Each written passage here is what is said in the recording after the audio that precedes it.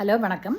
ஒரு சமயம் ஒரு சைக்காட்ரிஸ்ட்டுக்கிட்ட அவரோட கிளையண்ட்டு பாதி ராத்திரியில் ஃபோன் பண்ணி நான் எனக்கு வாழ்க்கையை வெறுத்துடுச்சு, என்னை சுற்றிலும் இருக்கிறவங்களாம் ரொம்ப துரோகம் பண்ணிகிட்ருக்காங்க, எனக்கு பிடிக்கல, அதனால் நான் இப்போ தற்கொலை பண்ணிக்க போகிறேன் அப்படின்னு சொல்லிட்டு ஃபோனை கட் பண்ண பார்த்தாலாம். உடனே இவர் அலர்ட் ஆகிட்டு டக்குன்னு ஃபோனை கட் பண்ணாத, ஒரு 5 நிமிஷம் பேசுவோம் அப்படின்ட்டு நல்லா பேசி என்ன ஏதுன்னெலாம் கேட்டு அவள் சொல்கிற கஷ்டத்தெல்லாம் கேட்டுக்கிட்டு கடைசியில் இவர் பொறுமையாக என்ன சொன்னாராம், இதெல்லாம் ஒரு பெரிய கஷ்டமே கிடையாது, வாழ்க்கையில் நீ நல்லா சாதிக்க வேண்டியது எத்தனையோ இருக்குது, நீ இது பண்ண ரொம்ப ஆறுதலெல்லாம் பேசி அதுக்கப்புறம் தான் வச்சாராம். அதோட அந்த பொண்ணுக்கு மனசு மாறிட்டு நல்லா ஆயிட்டான்.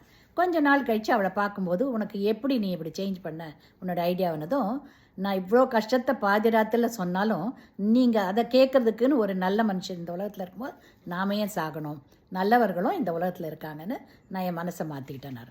ஸோ நாம் நல்லதை சொல்லி ஒரு உயிரையே காப்பாற்றவும் முடியும். ரைட்டுங்களா?